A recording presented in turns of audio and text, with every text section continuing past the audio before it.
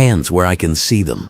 Officer Patrick Dunmore's voice cracked with adrenaline as he drew his weapon on Major Calvin Steele, who sat perfectly still in his rental car at the Sunoco station. The afternoon sun blazed overhead, casting harsh shadows across the asphalt as curious onlookers began gathering near the convenience store entrance. "You reached for something," Dunmore shouted, his short-sleeved uniform already soaked with sweat despite the routine nature of what should have been a simple traffic stop.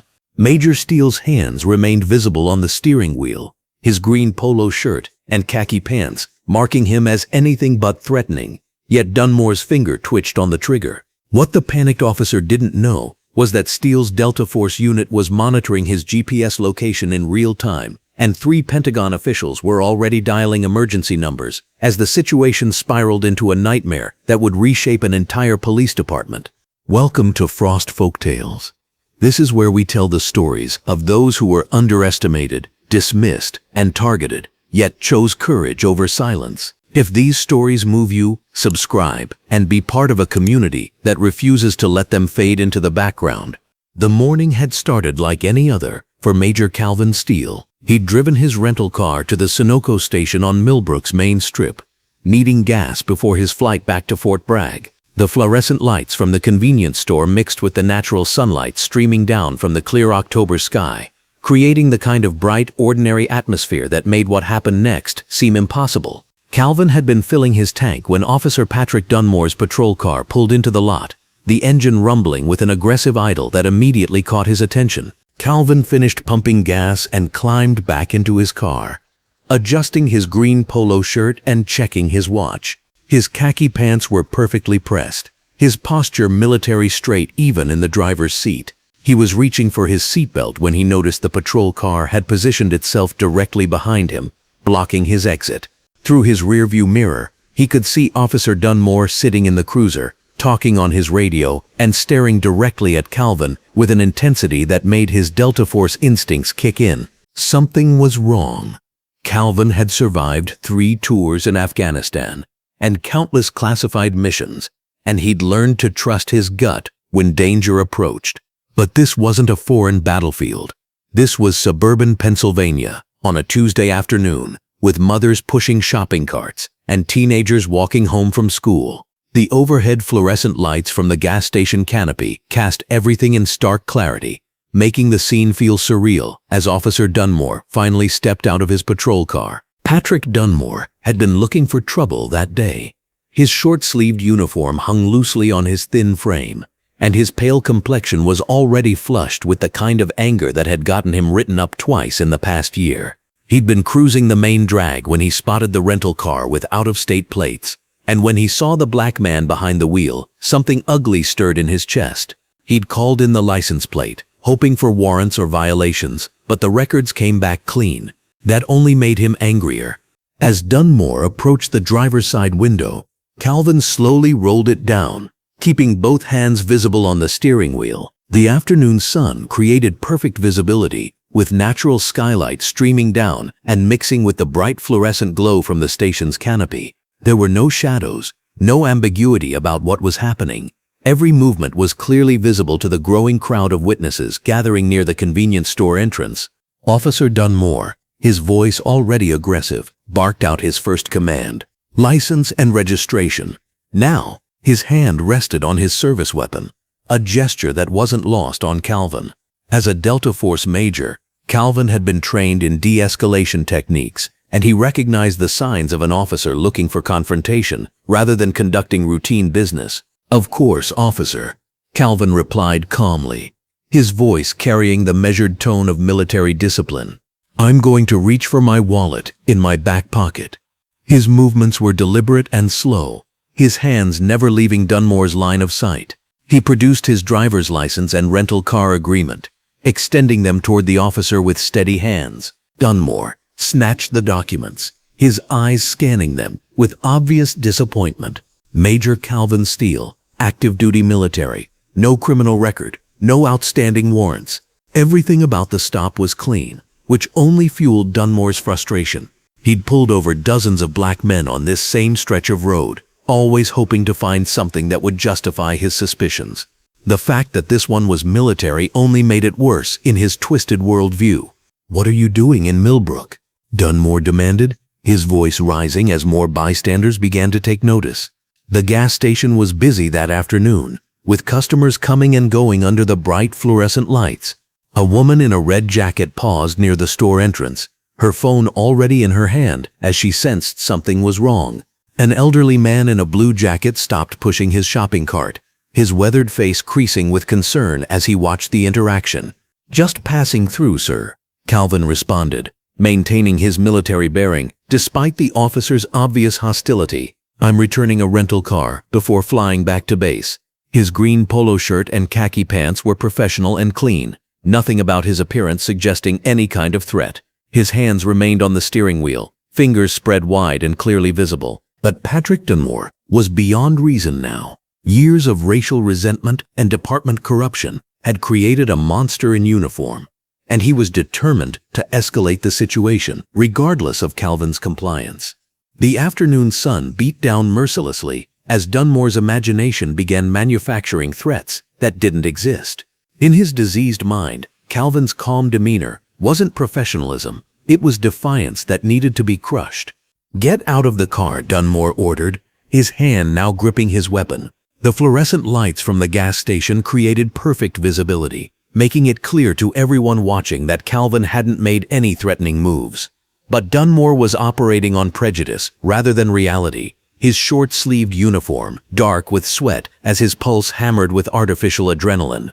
Calvin complied immediately, stepping out of the car with his hands raised and visible.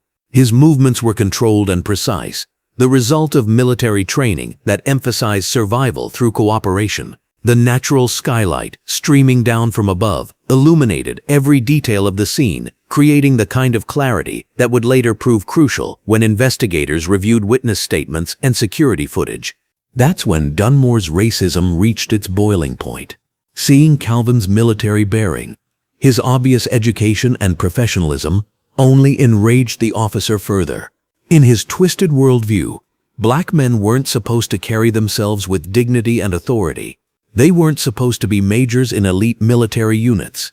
They weren't supposed to speak with calm intelligence while being harassed by small-town cops with chips on their shoulders. "Hands where I can see them," Dunmore screamed, drawing his weapon, despite the fact that Calvin's hands were already raised. The witnesses gathered near the convenience store gasped in shock, phones coming out to record as the situation exploded into something unthinkable. The bright afternoon sun made everything crystal clear. There was no ambiguity about Calvin's compliance or Dunmore's aggression. "My hands are visible, sir," Calvin said calmly, his military training keeping him steady even as he stared down the barrel of Dunmore's service weapon. "I'm not reaching for anything. I'm cooperating fully with your instructions." His green polo shirt and khaki pants were clearly civilian clothes, nothing tactical or threatening about his appearance. But Dunmore was lost in his own delusions. "Now, you reached for something," he shouted, his voice cracking with manufactured panic. The lie came so easily, born from years of similar situations where he'd planted evidence or falsified reports to justify his violence. His finger tightened on the trigger as bystanders screamed for him to stop. The shot echoed across the gas station parking lot like thunder, shattering the peaceful afternoon and sending witnesses diving for cover. Calvin's body jerked backward from the impact, his green polo shirt immediately darkening with blood as he collapsed beside his rental car. The fluorescent lights above continued their steady hum, indifferent to the horror playing out beneath them.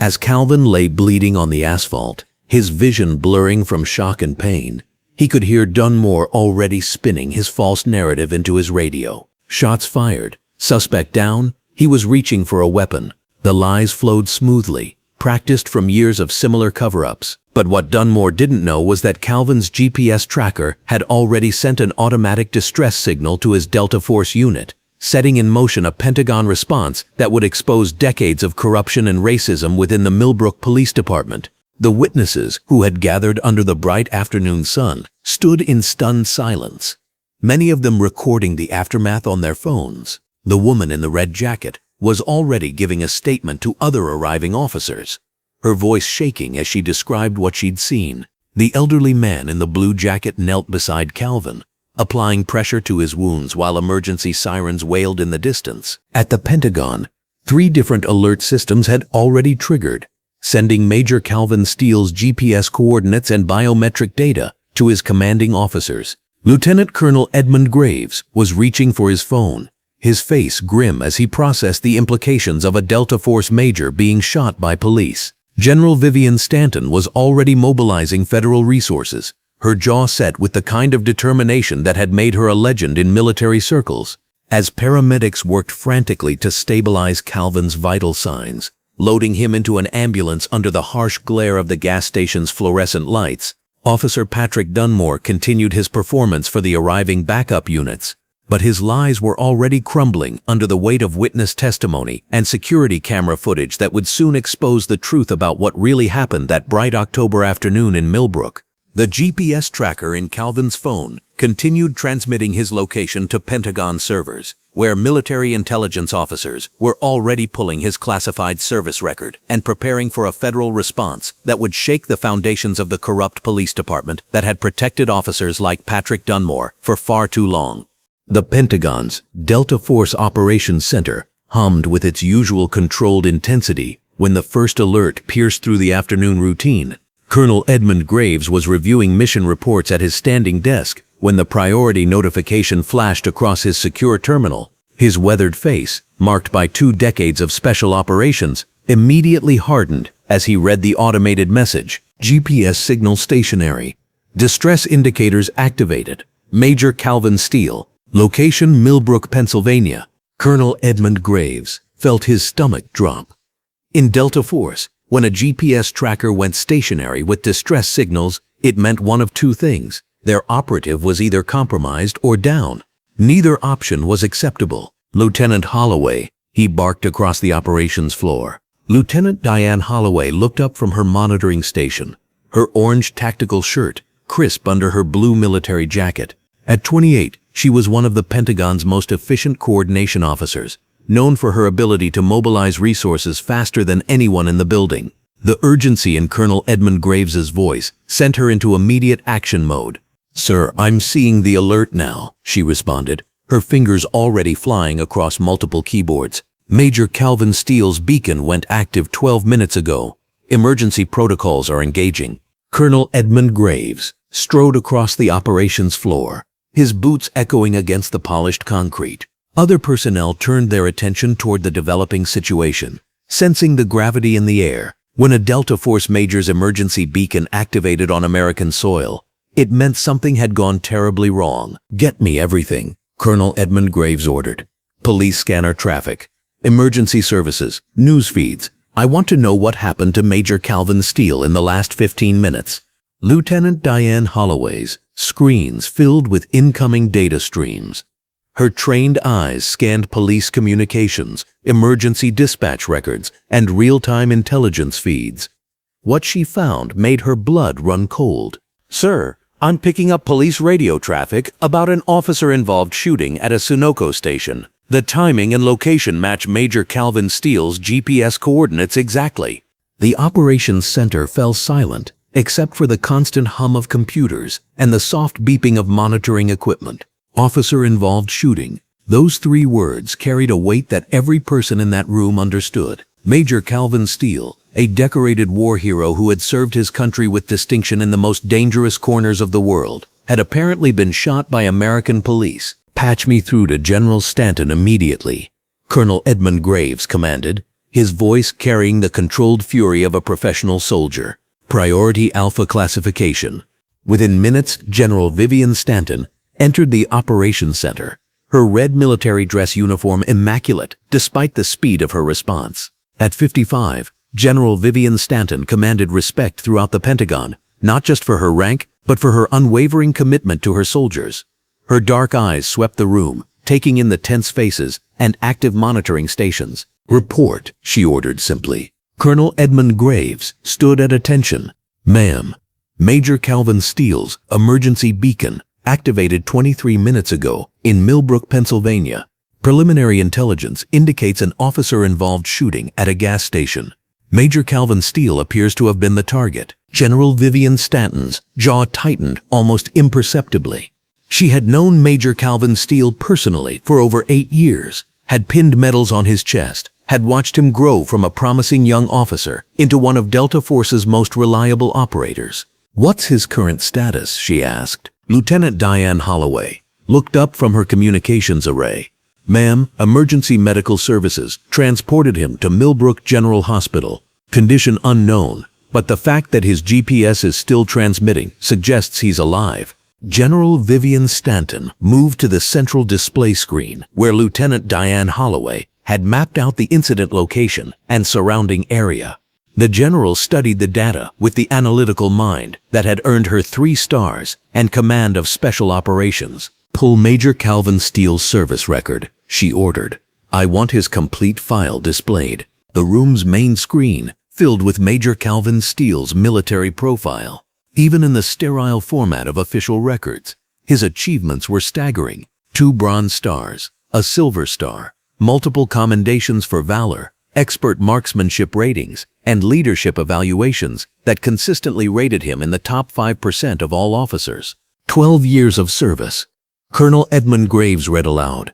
6 deployments to Afghanistan, 3 to Iraq, 2 classified operations in Syria. Wounded twice in action, both times returned to full duty within months.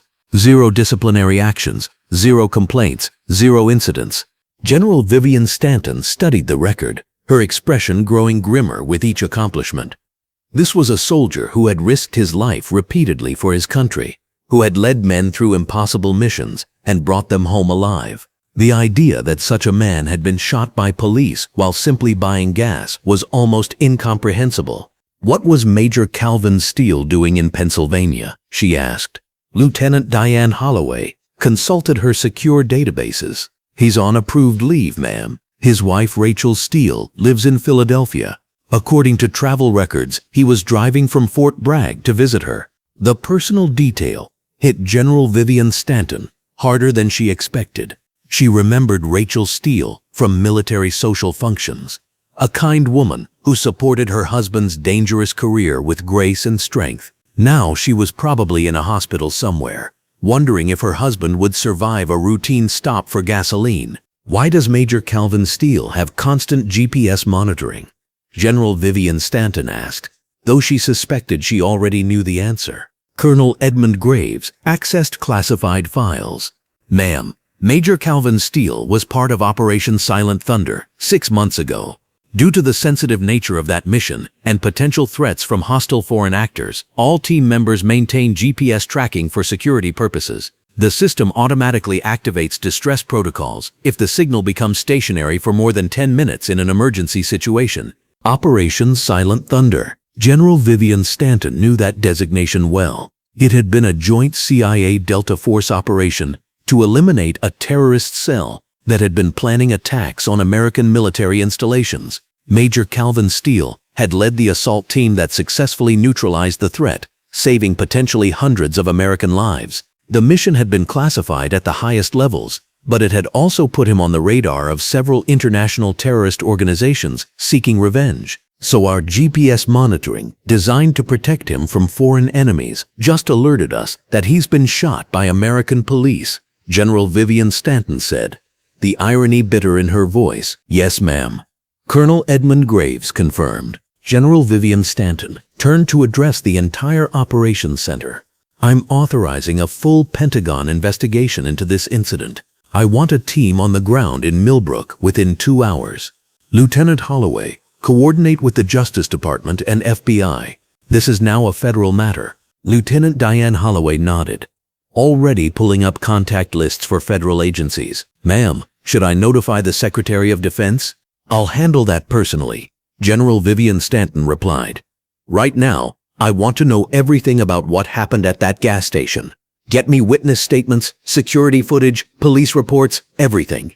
As the team mobilized around her, General Vivian Stanton felt the familiar surge of protective anger that came when one of her soldiers was threatened. Major Calvin Steele had survived Taliban ambushes, IED explosions, and firefights in some of the world's most dangerous places. The thought that he might die on American soil shot by the very people he had sworn to protect, was unacceptable. Meanwhile, back in Millbrook, paramedics worked frantically over Major Calvin Steele's unconscious form in the back of the ambulance racing toward the hospital.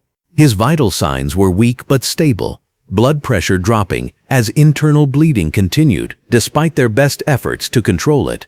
At the gas station, Officer Patrick Dunmore continued weaving his false narrative for the backup officers who had arrived on scene. His short-sleeved uniform was still stained with Major Calvin Steele's blood, but his voice remained steady as he repeated his fabricated version of events. The suspect was acting erratically. Officer Patrick Dunmore told Sergeant Troy Mulligan, who had responded to the shooting call. "I observed him reaching toward the glove compartment in what appeared to be an attempt to retrieve a weapon. I gave multiple verbal commands which he ignored. I was forced to use deadly force to protect myself and the civilians in the area."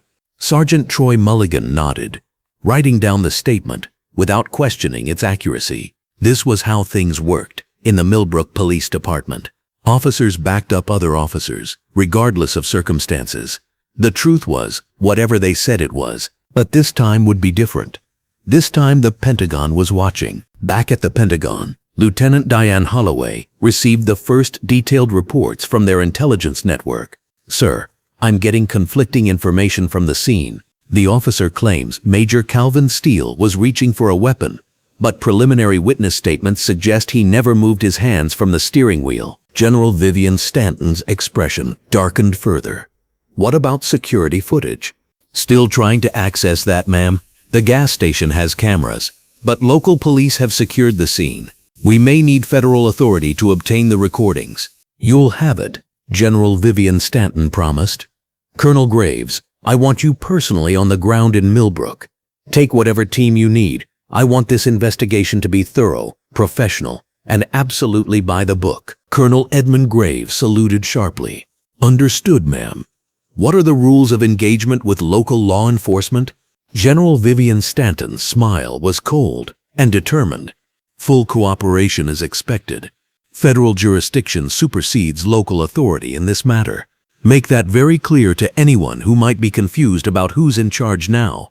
As Colonel Edmund Graves prepared to deploy to Pennsylvania, General Vivian Stanton stood looking at Major Calvin Steele's service record, still displayed on the main screen. 12 years of exemplary service, countless lives saved, missions completed that would never be publicly acknowledged. If he died because of this shooting, it would be a tragedy. But if he died because of lies and corruption, it would be something far worse. The Pentagon's response was now in motion, unstoppable and precise as only military operations could be. Officer Patrick Dunmore had shot the wrong soldier on the wrong day. Now he was about to discover what happened when you declared war on the United States military. The battle for justice had begun. The fluorescent lights of Millbrook General Hospital's trauma bay cast harsh shadows across the linoleum floor as Dr. Irene Ashford burst through the emergency room doors. Her red scrubs were already stained with coffee from the rushed morning, but now they would carry much more significant marks. The overhead announcement crackled through the sterile air. "Trauma team to Bay 3, GSW to the chest, ETA 2 minutes. Dr. Ashford's hands moved with practiced precision as she pulled on surgical gloves, her mind already racing through protocols. 23 years of emergency medicine had prepared her for moments like these, but something about the dispatch call nagged at her. A police shooting at the Sunoco station, another black man down. The cycle seemed endless in Millbrook, but today felt different somehow. The ambulance doors crashed open as paramedics wheeled in. Major Calvin Steele, even unconscious and bleeding, his bearing remained somehow dignified. Dr. Ashford's trained eye immediately assessed the damage as they transferred him to the trauma table. The bullet had entered his chest at close range, and blood loss was severe. "Talk to me," Dr. Ashford commanded, pulling her stethoscope around her neck. Calvin Steele, 34 years old, single GSW to the right chest, lost consciousness at the scene, BP dropping fast. "We've got 2 large-bore IVs running, but he's lost a lot of blood," the lead paramedic reported breathlessly. Dr. Ashford leaned over Major Calvin Steele, noting his strong jawline and the small scar above his left eyebrow that spoke of previous battles survived. His green polo shirt had been cut away by the paramedics, revealing the devastating wound. The bullet's entry point suggested internal organ damage, possibly to the liver or lung. "Get me 4 units of O negative and Prepor 2 immediately," she ordered the nursing team. "This man's going to need surgery now." As the trauma team worked with mechanical efficiency, Dr. Ashford couldn't shake the feeling that this patient was different. There was something about his bearing, even unconscious, that suggested discipline and strength. She'd seen plenty of shooting victims over the years, but this man had the build and bearing of someone accustomed to facing danger. 20 minutes into the initial stabilization, the emergency room doors burst open again. Rachel Steele rushed in, wearing a flowing red dress that now seemed tragically inappropriate for the circumstances. Her face was streaked with tears, and her usually perfect makeup had run in dark lines down her cheeks. "Where is he? Where's my husband?" Rachel's voice cracked with desperation as she approached the nurse's station. The desk nurse looked up sympathetically. "Ma'am, if you could just—" "Calvin Steele. They said he was shot. Please, I need to see him." Rachel's hands trembled as she gripped the counter, her wedding ring catching the fluorescent light. Dr. Ashford emerged from the trauma bay, pulling off her bloodied gloves. The sight of Rachel Steele's anguished face reminded her why she'd chosen medicine in the first place. Behind the clinical procedures and medical terminology was always a family, always someone whose world was crumbling. "Mrs. Steele, I'm Dr. Irene Ashford, and I'm taking care of your husband." She placed a gentle hand on Rachel's shoulder, feeling the woman's entire body shaking. Is he going to—" Rachel couldn't finish the question, the possibility too terrible to voice. "He's alive, but he's seriously injured. The bullet caused significant internal damage, and we need to get him into surgery immediately." "I'm going to be honest with you, Mrs. Steele. The next few hours are critical." Rachel's legs nearly buckled, and a nurse quickly brought her a chair. "Can I see him? Please, just for a moment?" Dr. Ashford nodded and escorted Rachel into the trauma bay. The sight of Calvin connected to multiple machines, his chest rising and falling with mechanical assistance, sent Rachel into a fresh wave of tears. She reached for his hand, careful not to disturb the IV lines. "He was just getting gas," Rachel whispered, her voice barely audible above the beeping monitors. "He called me from the car, said he'd be home in 20 minutes. We were supposed to have dinner together. How does getting gas turn into this?" Before Dr. Ashford could respond, the emergency room doors opened with military precision. Lieutenant Diane Holloway strode in wearing an orange tactical shirt under her blue jacket, her posture radiating authority and barely contained anger. Behind her, Colonel Edmund Graves moved with the measured pace of a man accustomed to command, his steel-gray eyes taking in every detail of the scene. "I'm Lieutenant Holloway, U.S. Army," she announced to the nurse's station, producing official identification. "We're here regarding Major Calvin Steele." Dr. Ashford emerged from the trauma bay, immediately recognizing the military bearing of the new arrivals. "Are you family?" "We're his unit," Colonel Graves replied, his voice carrying decades of military authority. "Major Steele is one of our finest officers." "What's his condition?" "Critical. The bullet caused severe internal bleeding and potential organ damage. We're preparing for emergency surgery." Dr. Ashford appreciated their controlled demeanor, so different from the chaos that usually surrounded shooting victims. Lieutenant Holloway's jaw tightened almost imperceptibly. "Doctor, what we're about to tell you is classified, but Major Steele is a decorated Delta Force operative returning from a classified mission. This shooting isn't just a local police matter anymore." The weight of that information settled over Dr. Ashford like a heavy blanket.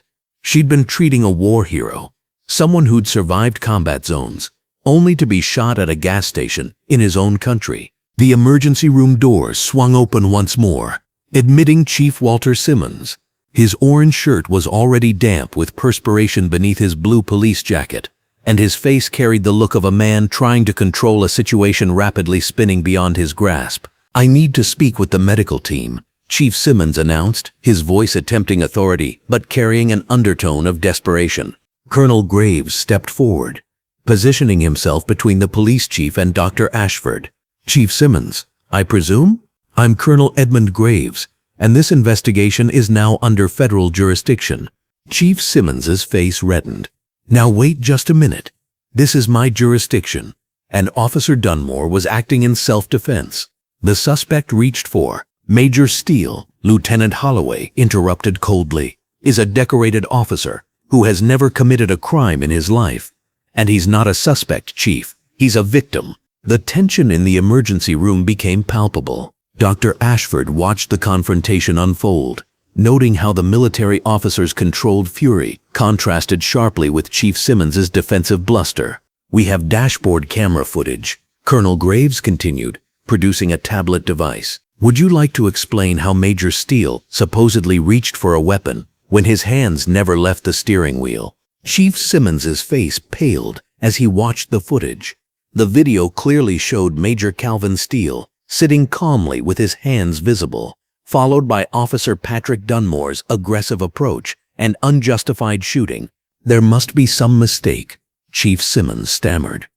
"Officer Dunmore is a veteran officer who apparently has a history of questionable shootings," Lieutenant Holloway interjected, consulting her own tablet.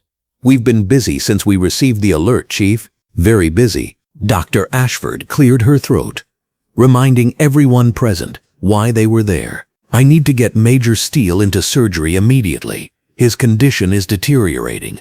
Rachel Steele, who had been watching the exchange through her tears, suddenly stood up. "You're saying this was intentional? That officer shot my husband for no reason?" The pain in her voice cut through the tension like a knife. Colonel Graves's expression softened as he turned to her. "Mrs. Steele, your husband is a hero who has served his country with distinction. What happened today was a grave injustice, but I promise you there will be accountability." Dr. Ashford made the decision to intervene. "Everyone needs to step back. My patient requires immediate surgery, and this discussion can continue in the waiting area." As the team prepared to move Major Calvin Steele to the operating room, Dr. Ashford took a moment to explain the procedure to Rachel. "The bullet appears to have damaged his liver and possibly nicked his lung. The surgery will take several hours, and I'll update you as soon as possible." Rachel nodded through her tears, squeezing Calvin's hand one more time before they wheeled him away. "Fight, baby, please fight." In the surgical waiting area, the confrontation continued. Lieutenant Holloway pulled up additional files on her tablet, showing them to Colonel Graves, while Chief Simmons paced nervously nearby. 3 previous shootings involving minorities, all ruled justified, she reported quietly. "But look at the witness statements that were buried and the evidence that disappeared." Colonel Graves studied the information with the methodical approach of a career military officer. "Chief Simmons, it appears your department has some serious explaining to do." "I run a clean department," Chief Simmons protested weakly. "If there were problems, I would have known about them. Would you?" Lieutenant Holloway's voice carried the sharp edge of someone who'd spent years investigating corruption. "Or would you have been too busy looking the other way?" Rachel Steele sat in the corner, still in her red dress, looking small and vulnerable despite her earlier strength. The reality of her situation was settling in, the possibility that she might lose her husband to senseless violence. Colonel Graves approached her with the careful respect due to a military family member. "Mrs. Steele, I want you to know that Major Steele's service has been exemplary. He's saved countless lives and served with distinction in the most dangerous places on earth." "He's the gentlest man I know," Rachel whispered. "He rescues stray cats and helps elderly neighbors with their groceries. How could anyone see him as a threat?" The question hung in the air like an indictment, unanswered and painful. Outside the hospital windows, news vans were beginning to gather as word of the shooting spread. This was about to become much bigger than Chief Simmons had anticipated. Dr. Ashford emerged from the operating room 3 hours later, her red scrubs now bearing the marks of intensive surgery. The waiting area fell silent as she approached the group. "The surgery went as well as could be expected," she began, choosing her words carefully. "We've repaired the liver damage and reinflated his lung. Major Steele is stable, but he remains in critical condition. The next 24 hours will be crucial. Rachel Steele broke down completely, the relief and continued fear overwhelming her simultaneously. Lieutenant Holloway sat beside her, offering the strong support that came naturally to a military officer. "Can I see him?" Rachel asked weakly. "He's in recovery now, sedated, and on a ventilator. But yes, you can see him shortly." As Dr. Ashford walked away, she reflected on the day's events. In her years of treating trauma victims, she'd seen the worst of humanity. But today, she'd also witnessed something else: the power of truth and the determination of people who refuse to let injustice stand unchallenged. The fight for Major Calvin Steele's life was far from over, but the fight for justice was just beginning. The morning sun cast sharp shadows across the Millbrook Police Department parking lot as 3 black SUVs pulled up in perfect formation. General Vivian Stanton stepped out of the lead vehicle, her red military dress uniform commanding immediate attention from every officer who happened to be watching. The gold stars on her shoulders caught the overhead fluorescent lighting streaming from the station's windows, and her presence alone shifted the entire atmosphere of the small-town police department. Attorney Gerald Okafor emerged from the second SUV, adjusting his green suit jacket and straightening his blue tie as he surveyed the building before them. His briefcase contained federal warrants and legal documents that would change everything for the Millbrook Police Department. Behind him, Captain Ruben Castillo from Internal Affairs stepped onto the asphalt, his orange shirt visible beneath his blue jacket, his muscular frame and no-nonsense expression making it clear that this wasn't a friendly visit. General Stanton's team moved with military precision as they approached the station entrance. The automatic doors slid open, and the bustling noise of the police department gradually fell silent as officers noticed the federal presence entering their domain. Chief Walter Simmons, wearing his standard orange shirt under his blue police jacket, emerged from his office with a forced smile that didn't reach his eyes. "General Stanton, I presume," Chief Simmons said, extending his hand in what he hoped appeared to be a welcoming gesture. "I wish we were meeting under better circumstances." General Stanton's handshake was firm and brief. "Chief Simmons, I'm here on behalf of the United States Army and the Pentagon to investigate the shooting of Major Calvin Steele. This is Attorney Gerald Okafor, our legal counsel, and Captain Ruben Castillo from Internal Affairs." Her voice carried the authority of decades of military service and left no room for misinterpretation about who was now in charge. Chief Simmons shifted uncomfortably. Of course, we're fully prepared to cooperate. Officer Dunmore has already filed his report, and we're conducting our own internal investigation. "Your internal investigation is now secondary to our federal inquiry," Attorney Okafor stated, opening his briefcase and producing a stack of official documents. "We're assuming jurisdiction over this case under federal civil rights statutes.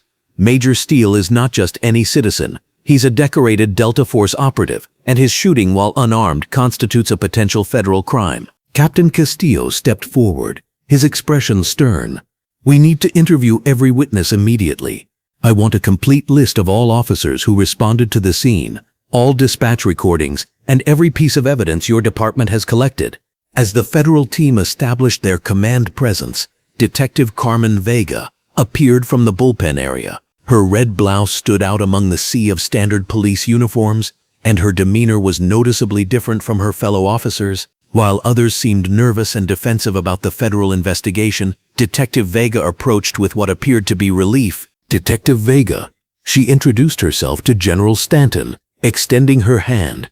"I was one of the first officers to arrive at the scene after the shooting." General Stanton studied the detective's face, noting something in her expression that seemed different from the others. "Detective, I'd like to speak with you privately. Your cooperation in this investigation will be noted and appreciated."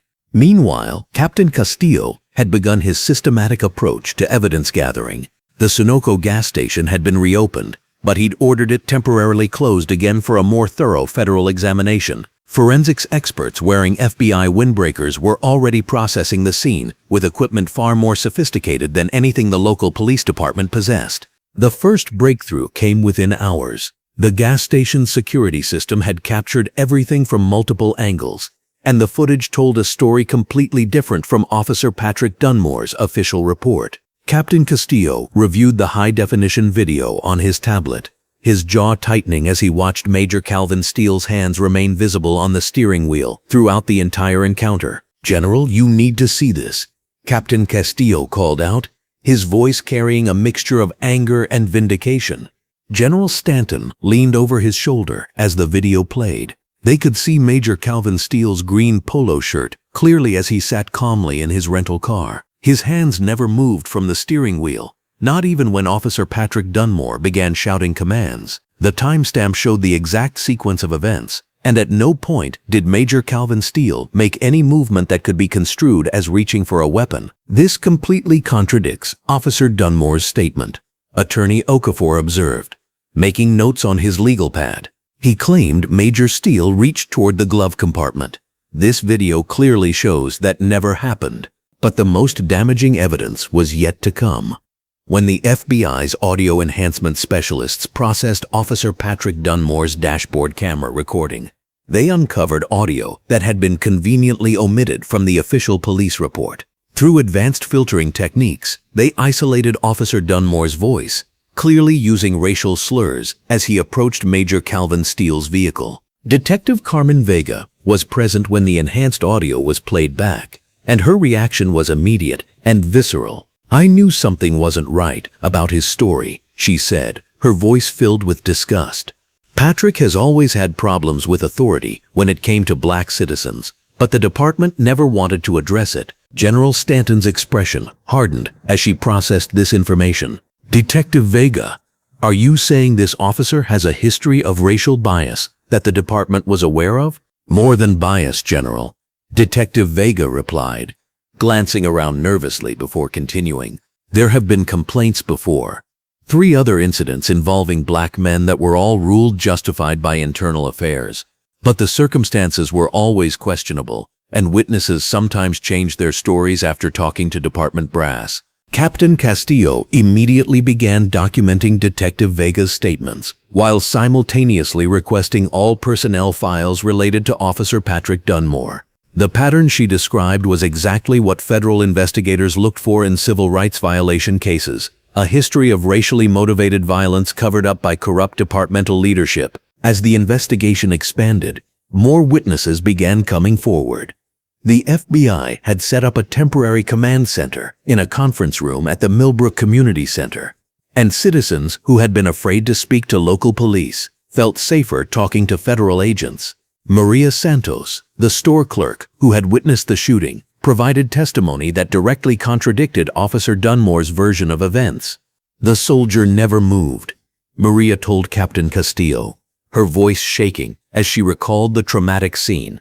"His hands stayed on the wheel the whole time. Officer Dunmore just started yelling and then shot him. There was no reason for it, none at all." 2 other witnesses, James Mitchell and Sarah Williams, provided similar accounts. All 3 civilians described Major Calvin Steele as calm and cooperative, with his hands clearly visible throughout the encounter. Their testimonies painted a picture of an unjustified shooting by an officer who seemed to escalate the situation deliberately. By mid-afternoon, General Stanton had gathered enough evidence to fundamentally alter the entire trajectory of the case. She called Chief Walter Simmons into the conference room that had been temporarily converted into a federal command center. The chief entered looking increasingly uncomfortable as he took in the organized efficiency of the federal investigation. "Chief Simmons," General Stanton began, her tone carrying the full weight of federal authority. "The evidence we've uncovered in just 1 day contradicts everything in Officer Dunmore's report. We have video proof that Major Steele never moved his hands, audio evidence of racial slurs, and multiple witness testimonies that support a completely different narrative than what your officer provided." Chief Simmons loosened his collar, sweat beginning to form on his forehead despite the air conditioning. "General, I'm sure there's an explanation. Officer Dunmore is an experienced officer with years of service during which he's been involved in 3 previous shootings of black men." Attorney Okafor interjected, reading from a file that Captain Castillo had compiled, "all of which were ruled justified by your department's Internal Affairs Division. That pattern alone warrants federal scrutiny." General Stanton leaned forward, her red uniform and authoritative presence dominating the room. "Chief, Let me be absolutely clear about our position. The Pentagon is assuming full jurisdiction over this investigation. Major Calvin Steele is a decorated soldier who has served his country with distinction in classified operations around the world. He was shot while unarmed and compliant during what should have been a routine traffic stop. This is now a federal case. The chief's face grew pale as the implications became clear. What exactly does that mean for our department? It means your officer will face federal charges for civil rights violations and attempted murder, Attorney Okafor stated matter-of-factly. It means your department's handling of this case and previous similar incidents will be subject to federal review. And it means that if we find evidence of systematic civil rights violations or a pattern of covering up police misconduct, your entire department could face federal oversight. Detective Carmen Vega, who had been observing the confrontation from across the room, felt a surge of satisfaction watching federal authority assert itself over the corrupt leadership she'd watched protect bad officers for years. Her decision to cooperate with the federal investigation had been easy. She'd joined the police force to serve justice, not to participate in its obstruction. Captain Castillo approached General Stanton with additional findings. General, our forensics team has confirmed that Major Steele's fingerprints are not on his glove compartment, center console, or anywhere else Officer Dunmore claimed he was reaching. The physical evidence completely supports the video footage and witness testimony. As the day progressed, the weight of evidence against Officer Patrick Dunmore became overwhelming. The federal investigation had accomplished in 8 hours what the local police department had apparently failed to do in days. Establish the truth about what happened at that Sunoco station. General Stanton concluded the day by holding a brief meeting with her team. We have more than enough evidence to proceed with federal charges. Major Steele was the victim of an unprovoked, racially motivated shooting by a police officer with a documented history of similar behavior. Tomorrow, we'll be expanding our investigation into the departmental culture that allowed this pattern to continue unchecked. The Pentagon had spoken, and justice for Major Calvin Steele was no longer in the hands of the local police department that had failed him so completely. The fluorescent lights in the Millbrook Police Department's records room cast harsh shadows across Captain Ruben Castillo's determined face as he methodically worked through boxes of sealed complaint files. His orange tactical shirt and blue federal jacket marked him as an outsider in this corrupt system, but his muscular frame and unwavering focus made it clear he belonged exactly where he was. The Pentagon had given him full authority to investigate, and what he was uncovering made his blood run cold. Lieutenant Holloway, you need to see this, Captain Ruben Castillo called out, his voice tight with controlled anger. He held up a manila folder, marked confidential, sealed by order of Chief Simmons from 2019. Lieutenant Diane Holloway looked up from her laptop, where she'd been working with Pentagon cyber specialists to recover deleted data.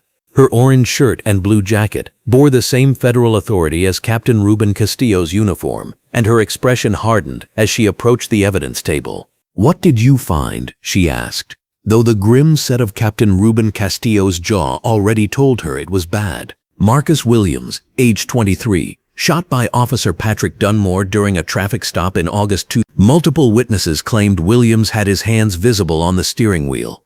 Officer Dunmore reported that Williams reached for what appeared to be a weapon.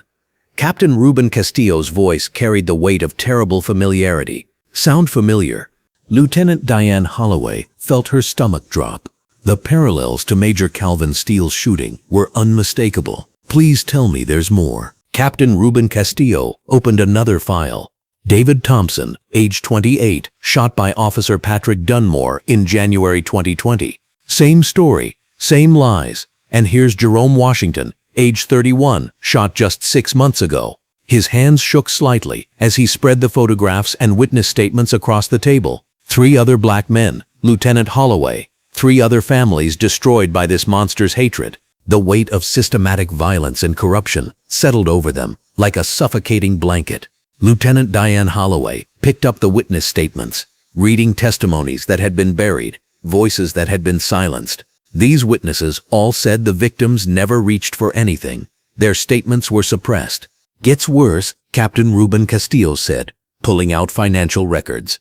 Chief Walter Simmons received payments totaling over $200,000 from what appears to be a legal defense fund.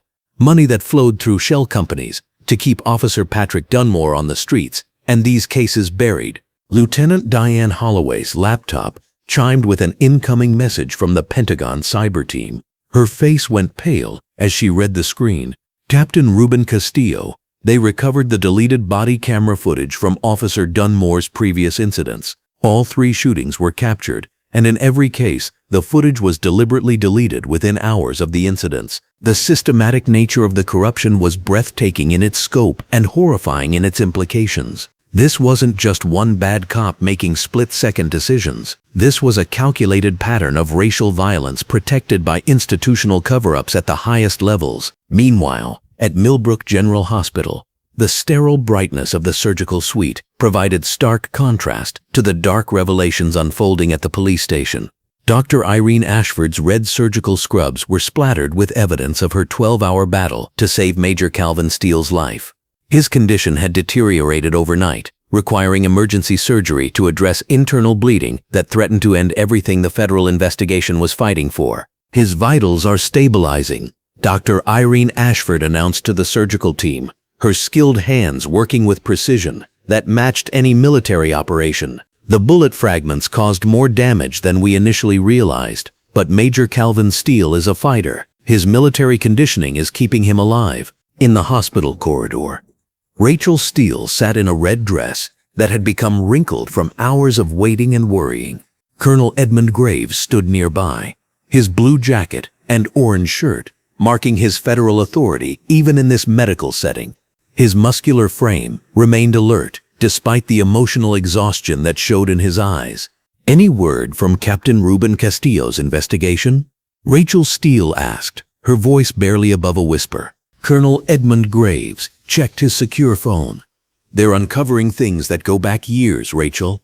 Officer Patrick Dunmore has done this before, multiple times. Your husband wasn't his first victim." The revelation hit Rachel Steele like a physical blow. The thought that other families had endured this same nightmare, that other wives had sat in similar hospital corridors wondering if their husbands would survive, filled her with a grief that extended far beyond her own pain. Back at the police station, General Vivian Stanton arrived wearing her red military dress uniform, her presence commanding immediate attention from every person in the building. Her authority was absolute, her purpose clear. Behind her walked Attorney Gerald Okafor in his green suit and blue tie, carrying briefcases full of federal warrants and legal documents that would dismantle decades of corruption. Captain Ruben Castillo, Lieutenant Diane Holloway, report. General Vivian Stanton commanded as she entered the records room. "General, we've documented a pattern of racial violence spanning over 5 years. Captain Ruben Castillo replied, his voice professional despite the anger burning in his eyes. "Officer Patrick Dunmore has shot 4 black men in nearly identical circumstances. 3 previous victims survived but were intimidated into silence. Chief Walter Simmons orchestrated cover-ups in each case, accepting financial compensation for his protection." Lieutenant Diane Holloway added, "Our cyber team recovered deleted body camera footage from all previous incidents. In every case, the victims had their hands visible and posed no threat. Officer Dunmore's reports were fabricated, and Chief Simmons approved the evidence destruction." General Vivian Stanton studied the evidence spread across the table, her expression growing harder with each revelation. The scope of corruption wasn't just about one shooting or one corrupt officer. This was systematic racism protected by institutional power, a conspiracy that had destroyed lives and shattered community trust for years. "Where is Chief Walter Simmons now?" General Vivian Stanton asked. "Barricaded in his office with his attorney." Attorney Gerald Okafor replied. "He's refusing to cooperate and demanding immunity in exchange for his testimony." "Immunity?" General Vivian Stanton's voice carried the full weight of federal authority and personal outrage. "This man has presided over years of racial violence and systematic corruption. He'll receive justice, not immunity." The general walked to the window overlooking the police station parking lot where news crews had gathered and community members held vigil for Major Calvin Steele. The bright daylight streaming through the windows illuminated the evidence of corruption spread across the tables, creating a stark visual representation of truth emerging from darkness. Lieutenant Diane Holloway, I want every piece of evidence documented and preserved. These previous victims and their families deserve justice, delayed but not denied. General Vivian Stanton's command carried both legal authority and moral imperative. Yes, General. We're also uncovering evidence of witness intimidation and evidence tampering in other cases not involving Officer Dunmore. This corruption runs through multiple levels of the department. At the hospital, Dr. Irene Ashford emerged from surgery, pulling off her surgical cap as she approached Rachel Steele and Colonel Edmund Graves. Her red scrubs were now clean, but exhaustion lined her face after hours of fighting to save Major Calvin Steele's life. The surgery was successful, Dr. Irene Ashford announced, bringing immediate relief to Rachel Steele's tear-filled eyes. Major Calvin Steele's condition has stabilized. His military fitness and mental strength are significant factors in his recovery. He's not out of danger, but his prognosis has improved significantly. Rachel Steele collapsed into Colonel Edmund Graves's arms. Months of fear and anxiety finally finding release in tears of relief and hope. Her husband was fighting and winning his battle for life, just as the federal investigation was fighting and winning the battle for justice. "Can I see him?" Rachel Steele asked. "In a few hours, once we have him settled in intensive care. He's unconscious but responsive to stimuli. Keep talking to him when you visit. Familiar voices can aid recovery." Back at the police station, the confrontation everyone had been anticipating finally arrived. Chief Walter Simmons emerged from his office, no longer wearing his uniform, but dressed in civilian clothes, as if trying to distance himself from the badge he'd dishonored. His orange shirt and blue jacket couldn't hide the defeat written across his face. "General Stanton, I want to make a deal," Chief Walter Simmons said, his voice lacking any of the authority he'd once commanded. "The only deal you'll receive is the constitutional right to an attorney," General Vivian Stanton replied. "You've presided over a department that systematically violated the civil rights of citizens under your protection. You've taken money to cover up racial violence. You've destroyed evidence and intimidated witnesses. Your badge represented trust, and you sold that trust for personal profit." Attorney Gerald Okafor stepped forward with federal arrest warrants. "Walter Simmons, you are under arrest for conspiracy to violate civil rights under color of law, obstruction of justice, evidence tampering, and accepting bribes in connection with official duties." As federal agents placed Chief Walter Simmons in handcuffs, General Vivian Stanton addressed the assembled officers who had gathered to witness their chief's arrest. Many looked shocked, but others showed relief that the corruption protecting officers like Patrick Dunmore was finally being exposed.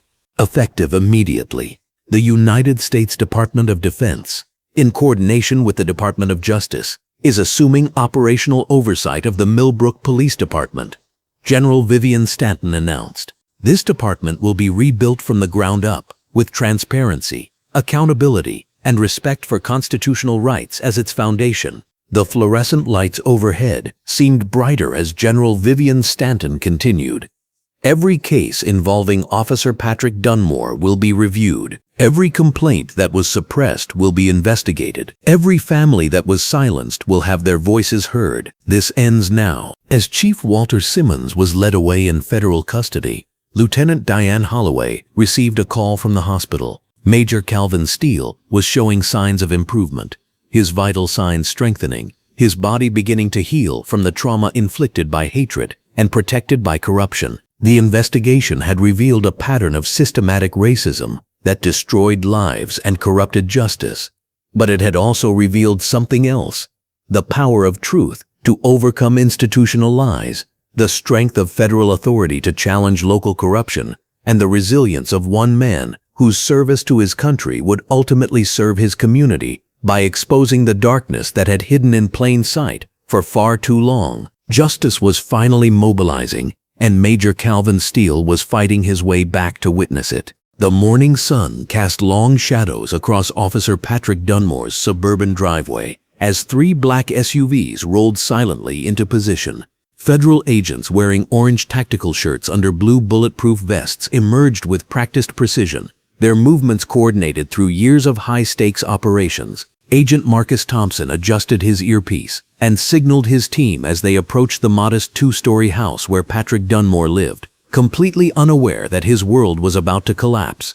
Inside the house, Patrick Dunmore sat at his kitchen table, in boxer shorts and a wrinkled white t-shirt, scrolling through his phone with the casual arrogance of a man who believed himself untouchable. He'd spent the past week fielding congratulatory calls from fellow officers, each one reinforcing his delusion that shooting Major Calvin Steele would be swept under the rug like every other incident before. The department's protection had always been absolute. Chief Walter Simmons had always made the problems disappear.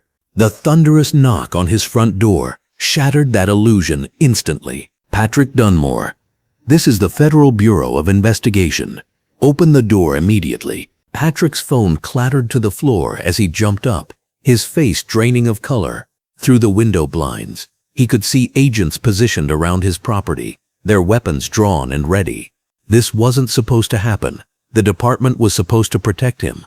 Chief Simmons had promised everything would be handled internally. There must be some mistake, he called out, his voice cracking with panic. I'm a police officer. I was doing my job. Agent Thompson's voice carried the weight of federal authority. Mr. Dunmore, you have 30 seconds to open this door before we breach it.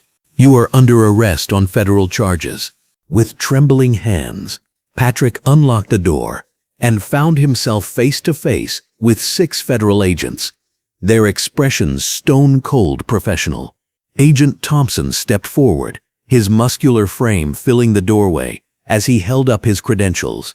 Patrick Dunmore, you are under arrest for the attempted murder of Major Calvin Steele, violation of civil rights under color of law, filing false police reports, and conspiracy to obstruct justice. The handcuffs clicked into place with finality that made Patrick's knees buckle. You have the right to remain silent. Anything you say can and will be used against you in a court of law. This is impossible, Patrick stammered, as agents secured his arms behind his back. You don't understand. He was reaching for something. I had to defend myself. The department will verify everything. Agent Thompson's smile held no warmth. Mr. Dunmore, your department is currently under federal investigation. Your chief is facing his own set of charges. The protection you've relied on no longer exists. The reality hit Patrick like a physical blow. As federal agents led him toward their vehicle, neighbors emerged from their houses, some recording on their phones, others simply watching in stunned silence. The man who had terrorized Millbrook's black community for years was finally being held accountable, and the sight filled many with a satisfaction they hadn't dared hope for. Across town at the federal courthouse, Attorney Gerald Okafor stood behind a podium, bristling with microphones, his green suit and blue tie perfectly pressed, despite the early morning hour. Cameras from news outlets across the state captured every word as he detailed the charges against Patrick Dunmore, his voice carrying the authority of federal justice. The evidence against Officer Patrick Dunmore is overwhelming and damning, Attorney Okafor announced, his measured tone making each word hit with maximum impact. Video evidence, witness testimony, and forensic analysis all confirm that Major Calvin Steele posed no threat whatsoever. His hands never left the steering wheel. He never reached for any object. Officer Dunmore's actions were not only unjustified, but appeared to be racially motivated based on audio evidence recovered from his patrol car. The crowd of reporters erupted with questions, but Attorney Okafor raised his hand for silence. Furthermore, our investigation has revealed a pattern of similar incidents involving Officer Dunmore, all covered up by a corrupt command structure that prioritized protecting bad officers over serving justice. At that moment, General Vivian Stanton approached the podium, her red military dress uniform commanding immediate attention. The crowd fell silent as she stepped up to the microphones, her bearing radiating the authority of someone who had spent decades making life and death decisions. Major Calvin Steele is one of our nation's most decorated soldiers, General Stanton began, her voice carrying across the courthouse steps. He has served 3 combat tours, saved countless lives, and dedicated his career to protecting American freedoms. The fact that he was gunned down by the very people sworn to protect and serve is not just a crime against one man, but an attack on everything our military fights to defend. She paused, her eyes scanning the crowd of cameras and reporters. The Pentagon takes attacks on our service members very seriously. regardless of whether they occur overseas or in a gas station parking lot in Millbrook. We will pursue justice with the full weight of federal authority, and we will ensure that the corruption that enabled this attack is completely rooted out. While press conferences dominated the morning news, Chief Walter Simmons sat in his office, frantically shredding documents and deleting files from his computer. His hands shook as he worked, sweat beading on his forehead, despite the air conditioning. 23 years of careful corruption was unraveling faster than he could destroy the evidence. His secretary burst through the door without knocking. "Chief, there are federal agents in the building. They're arresting officers and seizing files." Walter's blood ran cold. He grabbed his car keys and headed for the parking garage. But even as he drove toward the airport, he knew it was too late. His phone buzzed with messages from other corrupt officers, all asking the same panicked questions. The entire house of cards was collapsing. At Millbrook Regional Airport, Walter purchased a one-way ticket to Mexico with cash, his hands trembling as he handed over the bills. He made it through security and was walking toward his gate when he saw her. Lieutenant Diane Holloway, wearing her orange tactical shirt and blue jacket, stood calmly near the boarding area, flanked by 2 federal agents. "Chief Simmons," she called out, her voice echoing through the terminal. "Going somewhere?" Walter's shoulders sagged in defeat as handcuffs clicked around his wrists. "You don't understand the pressure I was under. The union, the mayor, the old boys network. I was trying to protect the department." "You were protecting criminals," Lieutenant Holloway replied coldly. "And now you'll answer for every cover-up, every suppressed complaint, and every victim you silenced." News of the arrests spread through Millbrook like wildfire. At the hospital, groups of supporters began gathering in the parking lot, holding signs that read, "Justice for Major Steele," and "Thank you, Pentagon." The community that had lived in fear of police retaliation for so long was finally seeing accountability. Inside the intensive care unit, Rachel Steele sat beside her husband's bed, wearing a red dress that had become wrinkled from days of hospital visits. Major Calvin Steele's condition had stabilized overnight, and for the first time since the shooting, his vital signs showed genuine improvement. Dr. Irene Ashford, her red scrubs fresh from another successful surgery, entered with a smile that had been absent for days. "Mrs. Steele, I have good news. Your husband's brain activity has increased significantly. His body is responding well to the treatments, and we're cautiously optimistic about reducing sedation tomorrow." Rachel's eyes filled with tears of relief. "Does this mean he'll be okay?" "It means he's fighting, and he's winning," Dr. Ashford replied. "Your husband is one of the strongest patients I've ever treated." Colonel Edmund Graves entered the room, his blue jacket bearing the insignia of his rank. His usual stern expression had softened with genuine concern and growing hope. "Rachel, I wanted you to know that Patrick Dunmore and Chief Simmons are both in federal custody. The entire corrupt network is being dismantled." Rachel nodded, squeezing her husband's hand.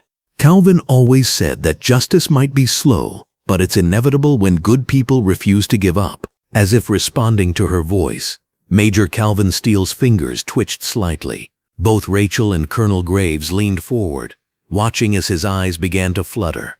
Dr. Ashford quickly checked his monitors, her professional excitement barely contained. "He's showing signs of emerging from the coma," she announced. "This is exactly what we've been hoping for." Outside the hospital, news crews captured footage of community members embracing, crying tears of relief, and sharing stories of their own encounters with Patrick Dunmore. For the first time in years, Millbrook's residents felt safe speaking publicly about police misconduct, knowing that federal oversight would protect them from retaliation. Detective Carmen Vega, wearing a red blouse that stood out against the sea of blue uniforms, addressed reporters on the hospital steps. "Today proves that no one is above the law, not even those of us sworn to enforce it. Major Steele's shooting was a tragedy that should never have happened, but his sacrifice has exposed a cancer that was destroying our community's trust in law enforcement." She paused, looking directly into the cameras. "To every resident of Millbrook, I promise that we will rebuild this department with integrity, accountability, and respect for every person we serve." The culture of corruption dies today. As evening approached, General Stanton returned to the hospital, where she found Rachel keeping vigil beside Major Calvin Steele's bed.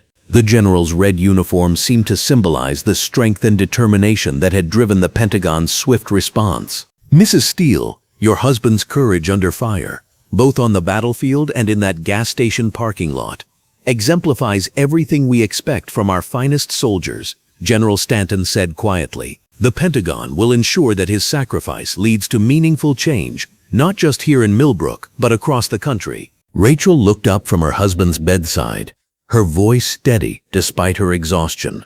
"Calvin always said that serving your country means standing up for what's right. Even when it's dangerous, even unconscious, he's still serving." As if summoned by her words, Major Calvin Steele's eyes opened slowly, focusing first on Rachel's face, then moving to recognize Colonel Graves and General Stanton. His voice was barely a whisper, but his words carried the strength that had made him a decorated soldier. "Did we get them?" Rachel's tears flowed freely as she kissed his forehead. "Yes, my love. We got them all."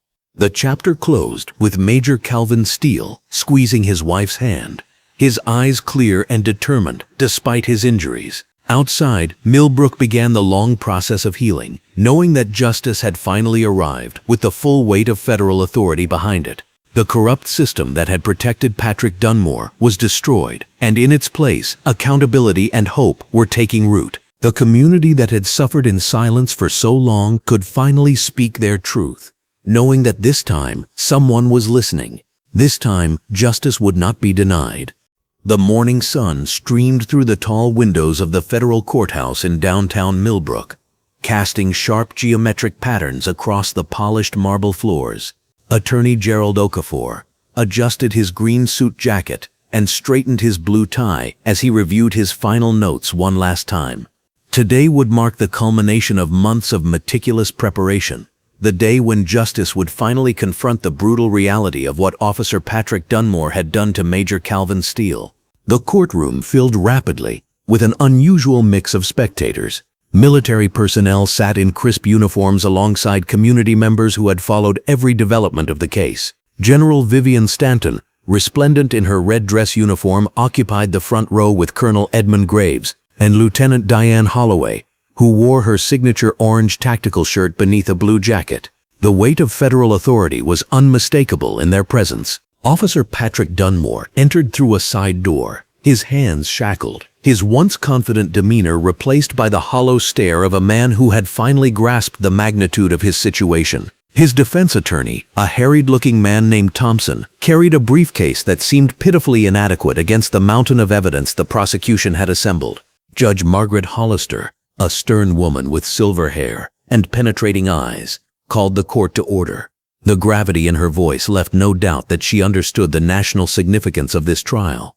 Attorney Gerald Okafor rose to deliver his opening statement, his voice carrying the authority of both legal expertise and moral conviction. "Ladies and gentlemen of the jury," he began, "this case is about a decorated war hero who served his country with honor for 15 years, only to be shot down like an animal during a routine traffic stop. Major Calvin Steele committed no crime that day. His only offense was driving while black in Officer Patrick Dunmore's jurisdiction." The prosecutor's words hung in the air like an indictment of the entire system that had allowed such an incident to occur.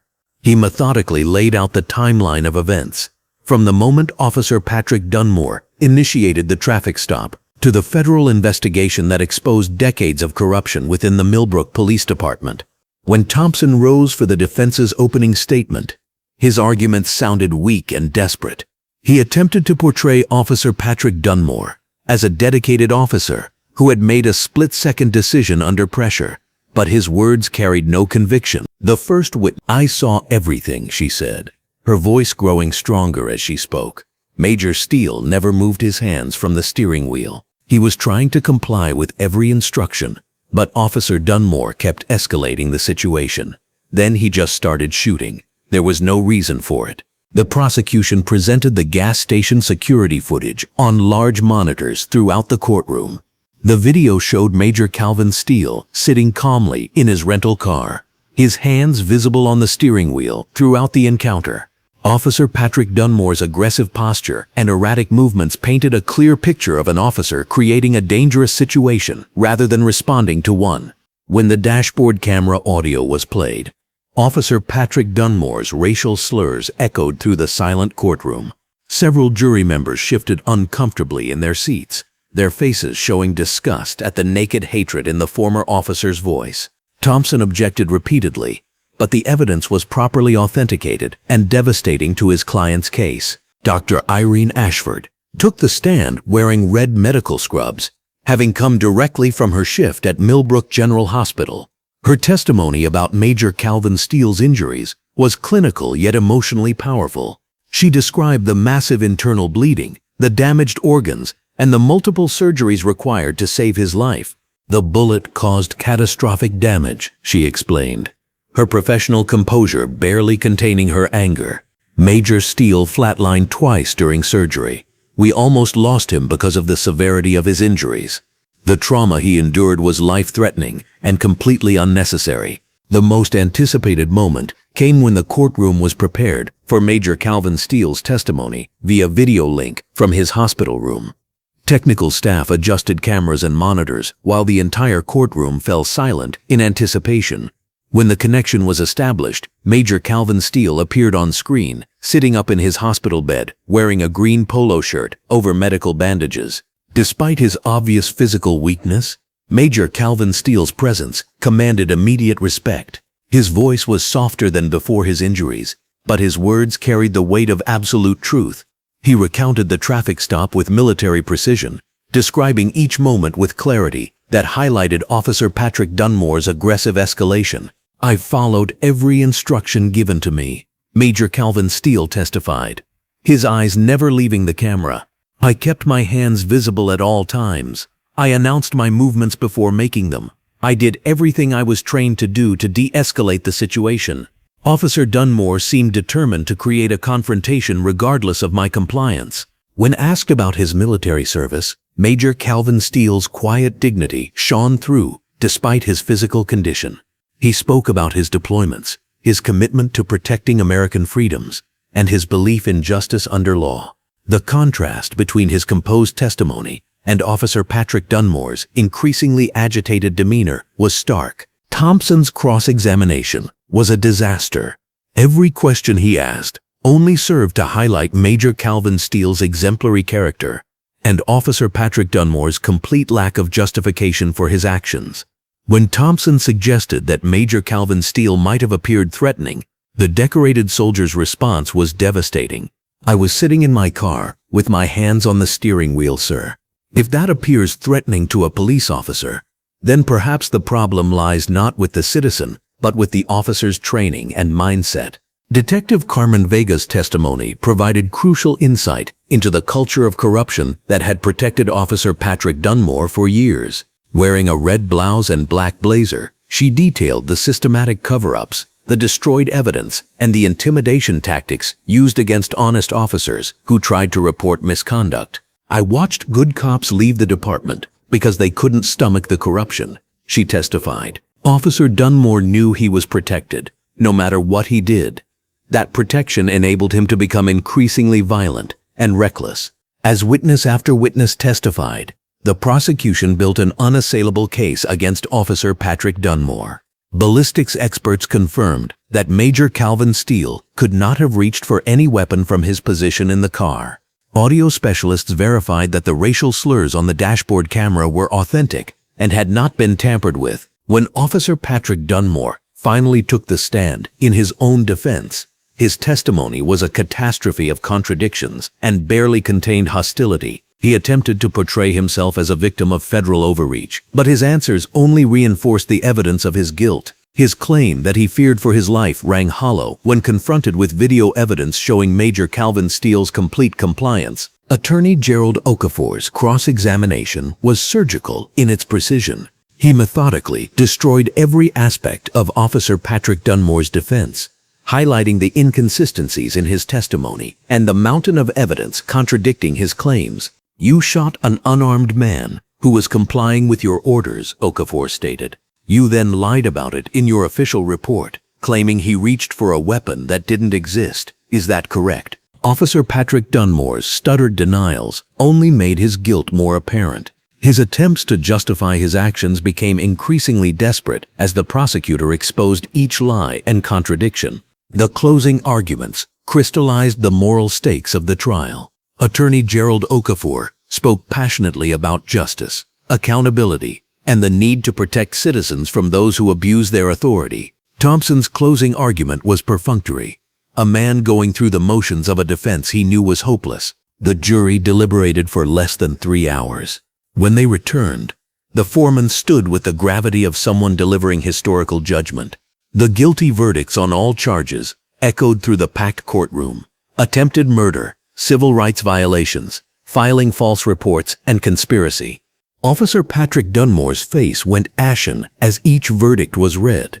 The reality of spending decades in federal prison finally penetrated his delusions of protection and privilege. Several spectators openly wept with relief and vindication. In a separate proceeding that afternoon, Chief Walter Simmons appeared before the same judge to formally plead guilty to federal corruption charges. Wearing an orange jumpsuit instead of his former blue police jacket, he cut a pathetic figure as he admitted to years of covering up misconduct and accepting bribes. General Vivian Stanton held a press conference on the courthouse steps as the sun began to set over Millbrook. Her red uniform caught the golden light as she announced the permanent federal oversight of the Millbrook Police Department. "Today justice was served," she declared. "But our work is far from over. The systematic failures that enabled Officer Dunmore's crimes must be completely eliminated. The Millbrook Police Department will be rebuilt from the ground up with accountability and community trust as its foundation." As the crowds dispersed and the media packed their equipment, the courthouse stood as a symbol of justice finally delivered.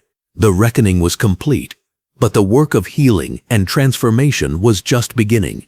Major Calvin Steele's courage in surviving and testifying had exposed a corrupt system and paved the way for meaningful change. The trial's conclusion marked more than just individual accountability. It represented a fundamental shift in how law enforcement would operate in Millbrook, with federal oversight ensuring that the failures that nearly cost Major Calvin Steele his life would never be repeated. Justice had spoken with clear, uncompromising voice, and the echoes of that reckoning would reshape an entire community's relationship with those sworn to protect and serve. 6 months had passed since that fateful day at the Sunoco station, and the morning sun streamed through the tall windows of the Pentagon ceremonial hall, casting golden light across the polished floors where hundreds of military personnel stood at attention.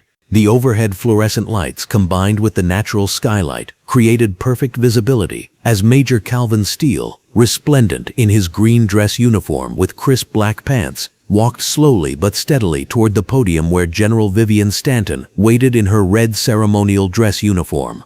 Each step Calvin took represented a victory over the bullets that had nearly claimed his life. The months of grueling physical therapy, the sleepless nights wrestling with trauma, the gradual rebuilding of strength and purpose had all led to this moment. His bearing was as proud and dignified as ever, though those who knew him well could see the subtle changes that surviving such an ordeal had etched into his character. Rachel Steele sat in the front row, wearing a beautiful red dress that seemed to glow under the bright lights.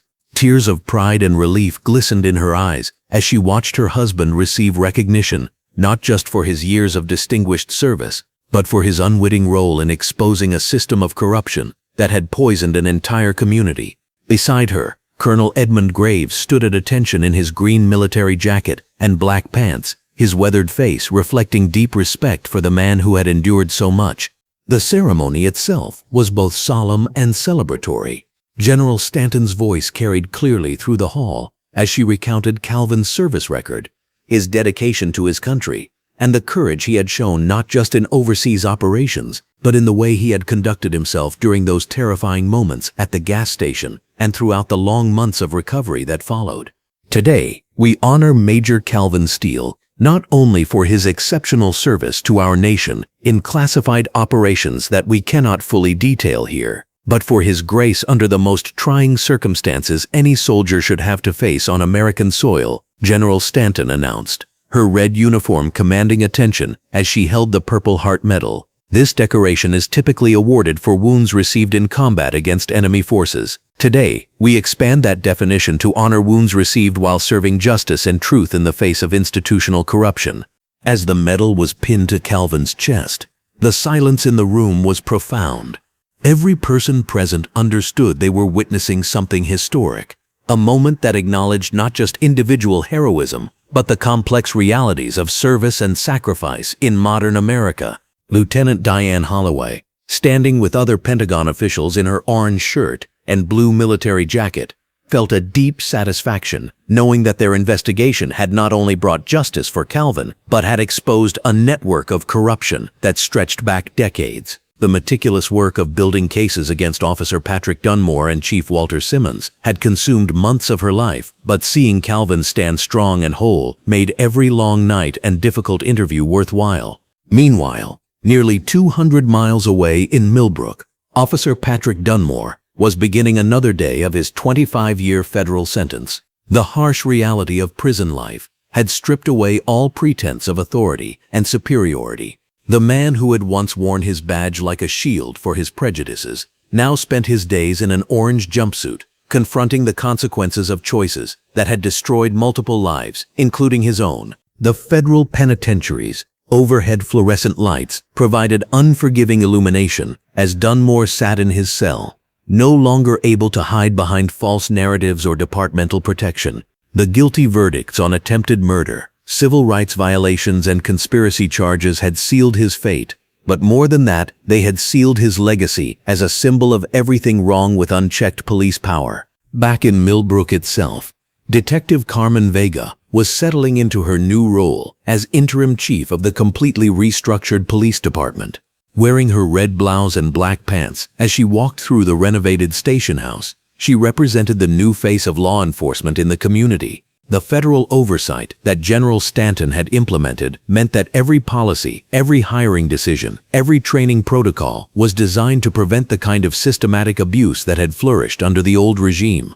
The transformation was remarkable. Where once the department had operated like a closed fraternity protecting its worst members, the new structure emphasized transparency, community engagement, and rigorous accountability. Officers now wore body cameras that could not be disabled, participated in regular bias training, and faced immediate suspension for any credible complaint, while independent investigations were conducted. Carmen often found herself thinking about the courage it had taken for Major Steele to remain calm and compliant during those terrifying moments with Dunmore, even as he must have recognized the danger he faced. That kind of grace under pressure had become the standard she hoped to instill in every officer under her command. The community response to these changes had been cautiously optimistic at first, but was growing stronger as residents saw real evidence of reform. Town meetings that had once been contentious affairs, marked by distrust and anger, were becoming genuine forums for collaboration between law enforcement and the people they served.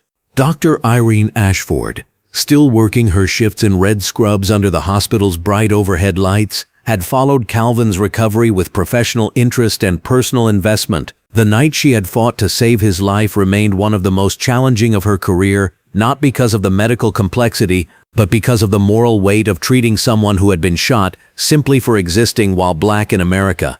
His recovery had been slower than anyone hoped, but faster than some had dared expect. The internal injuries had healed well, but the psychological trauma had required careful attention from specialists who understood both military PTSD and the unique challenges faced by civilians who survived police violence. Attorney Gerald Okafor, wearing his signature green suit with blue tie, had just finished reviewing the final settlements in the civil cases that had emerged from the federal investigation. The monetary compensation could never truly address the harm done to Calvin and the other victims they had discovered, but it represented official acknowledgement of institutional failure and commitment to preventing future incidents. More importantly, the legal precedents established through these cases would make it easier for other victims of police corruption to seek justice.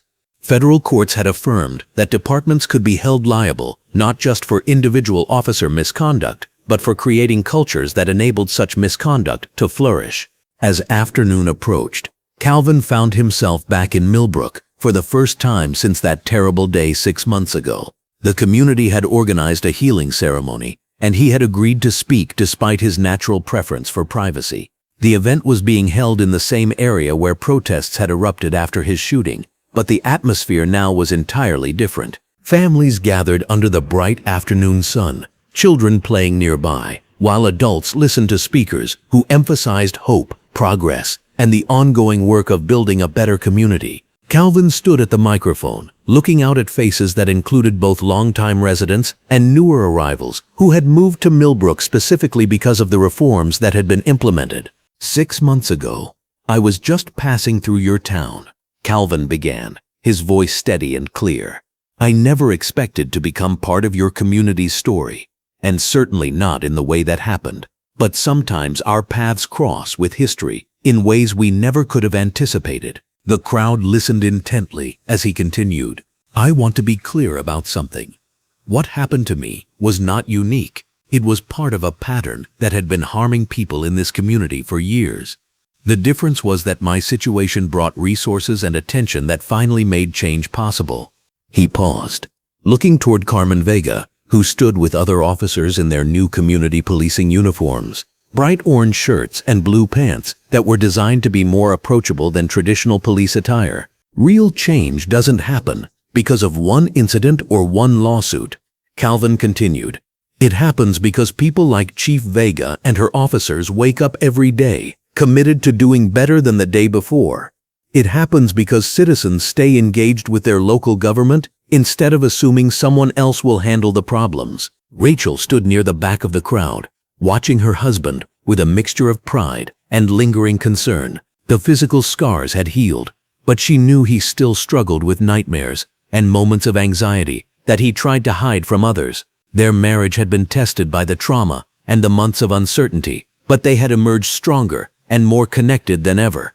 Colonel Graves, in his green shirt and blue jacket, observed Calvin's address with the eye of someone who had seen many soldiers face various forms of combat. What impressed him most was Calvin's ability to channel his experience into something constructive rather than allowing it to breed bitterness or cynicism. As the ceremony concluded, Calvin made his way through the crowd, shaking hands and accepting embraces from people who had become stakeholders in his story. An elderly man in a blue jacket approached him, introducing himself as someone who had witnessed the original shooting and had provided testimony that helped convict Dunmore. I've been living in this town for 40 years, the man said, his voice thick with emotion. I've seen too many good people hurt by bad cops.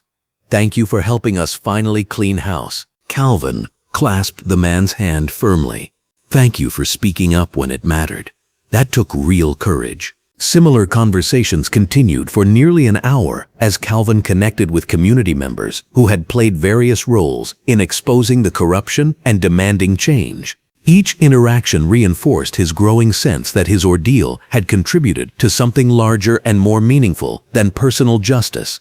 As evening approached, Calvin prepared to return to his Delta Force unit the following morning. The doctors had cleared him for full duty, though he would continue with regular psychological counseling as part of his ongoing recovery process. His teammates had maintained contact throughout his recuperation, and he was eager to rejoin the mission work that gave his life purpose and meaning. Lieutenant Holloway approached him as the community event wound down, wearing her orange blouse and blue jacket in the fading afternoon light. Major Steele, I wanted you to know that the Pentagon has implemented new protocols based on what we learned from your case, she said. Anytime active military personnel are involved in civilian law enforcement incidents, we now have automatic notification systems and rapid response procedures. Calvin nodded thoughtfully. That's good to hear. Maybe it will help someone else avoid what I went through. The ripple effects are still spreading, Holloway continued. We've had requests from police departments in 6 other states asking for consultation on implementing similar reform programs to what we've established here in Millbrook. Standing there in the evening light, Calvin reflected on the strange journey that had brought him to this point. 6 months ago, he had been a soldier, focused primarily on overseas missions and national security threats. Now he found himself inadvertently playing a role in domestic conversations about justice accountability, and the possibility of systemic change. The transformation of Millbrook's police department was already being studied by criminal justice researchers and cited by reform advocates as proof that meaningful change was possible, even in deeply corrupted institutions. But Calvin knew that lasting change would require sustained commitment from the community long after the media attention faded and the federal oversight eventually ended. As he prepared to leave Millbrook, Calvin felt a complex mixture of emotions. Relief at putting this chapter behind him, satisfaction at knowing his experience had contributed to positive change, and determination to continue serving his country while remaining engaged with the ongoing work of building a more just society. The story that had begun with hatred and violence was ending with healing and hope, though Calvin understood that endings in real life are rarely as clean as they appear in retrospect. The work of maintaining the changes that had been implemented would continue long after he returned to his military duties. You just heard a story that history tried to overlook. If it stayed with you, take a second to stand with it. Subscribe, share, and help us keep telling the stories that deserve light, not silence.